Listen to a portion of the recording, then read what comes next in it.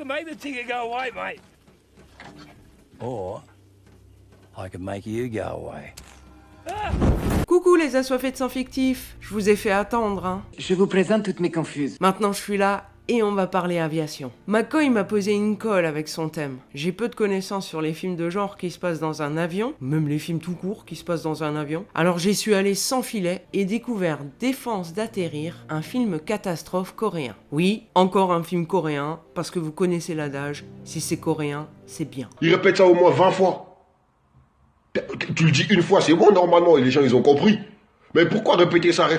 Déjà parce que... D'abord, je fais qu'est-ce que je veux, merde. Ensuite, parce qu'en réalité, c'est peut-être bien une des exceptions qui confirme la règle. C'était bien, mais pas génial. Il est sorti en 2021 sous la direction de Han Jae-rim, dont je ne connais pas les autres films qui n'appartiennent pas au genre en plus. En revanche, au casting, il y a des familiers qui contribuent au côté positif du movie. D'abord, le très charmant Lee Byung-hun, que je vous avais présenté il y a longtemps dans notre spécial film coréen préféré. Depuis, un super rôle dans Squid Game lui a été offert et je suis impatiente de le découvrir dans la dernière bombe de Park Chan-wook, Aucun autre choix, dont la sortie en galette est prévue pour février 2026 en France. À ses côtés, Kim Nan-gil, ou Kim Nan-gil, j'en sais rien, que j'ai découvert récemment dans des séries Netflix. Through the Darkness, un Mindhunter sauce kimchi, Songs of the Bandits, un western historique bourré d'action qui n'a duré qu'une saison. C'est nul. Et Sur la gâchette, un policier drame psychologique qui interroge sur la question du droit de port d'armes. Au sol, on retrouve l'acteur coréen favori de McCoy, Song Kang-ho, dont on vous a déjà parlé plein de fois, alors je vous épargne la redite. Et dans le rôle de celui qui fout la merde, Yim Si-wan, que j'ai vu dans un film dispo sur Netflix, Unlocked, dans lequel il joue un autre type de psychopathe. Il est également l'un des joueurs du Squid Game. Mesdames et messieurs, veuillez attacher votre ceinture dès à présent, car nous nous envolons vers le pitch. On peut en parler, on va rigoler. À un guichet de l'aéroport de Séoul, un mec pose plein de questions plus que suspectes à l'hôtesse d'accueil. 여기 사람들 많이 타는 비행기가 뭐예요? 동남아 이런 데 많이 가요?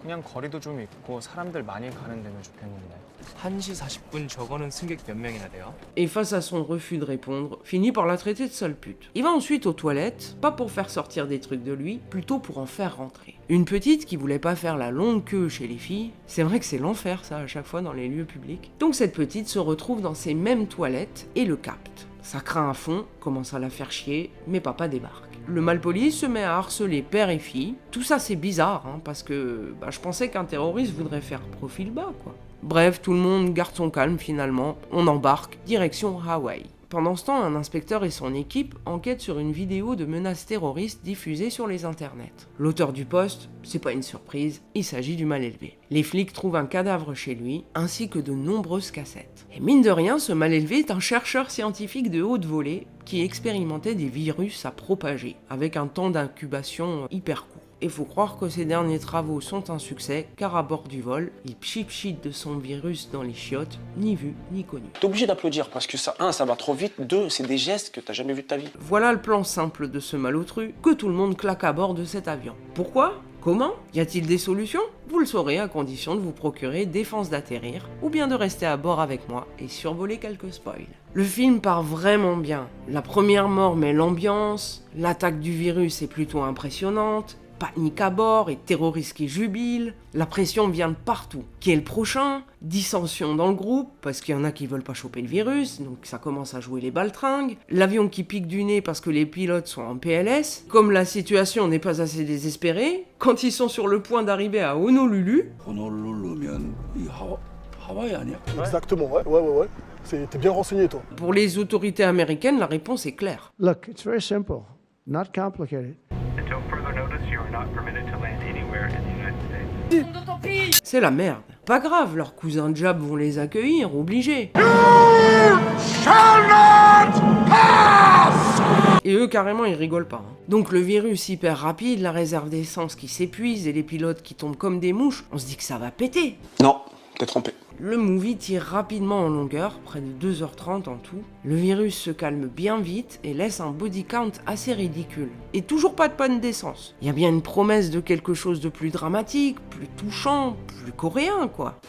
T'es trompé encore. Croyez-le ou pas, en gros, on a droit à un happy end à l'américaine. Finalement, tout ça pour ça, je suis déçu. Le motif du terroriste est pas bien clair. Le mec aurait pété un câble après la mort de son illustre mère, une scientifique qui lui faisait porter le poids de l'héritage de réussite. Il s'était aussi fait virer, mais enfin tout ça n'est pas clairement confirmé par l'intéressé. Il meurt très tôt en emportant ses secrets avec lui. Cela dit, j'ai passé quelques moments rigolos parce que stupidité des personnages. Le terroriste qui s'enfuit dans l'avion, pour aller où, connard? Il y a une scène de course-poursuite entre les flics et un ancien collègue du terreau, magique d'incompétence. Le gars s'enfuit maladroitement à scooter, on se dit qu'il va se planter, mais c'est la voiture des flics qui se loupe et atterrit sur le toit. Passage bien réussi et immersif, n'empêche. Et le mec à scooter, il en profite pas pour s'enfuir, il attend qu'on le cueille. Mais pourquoi tu t'es barré au départ alors si c'est pour tout balancer? J'ai rien compris. Le clou final pour fermer le cercueil, Défense d'atterrir n'offre pas de quoi faire un contest. Pas assez de morts.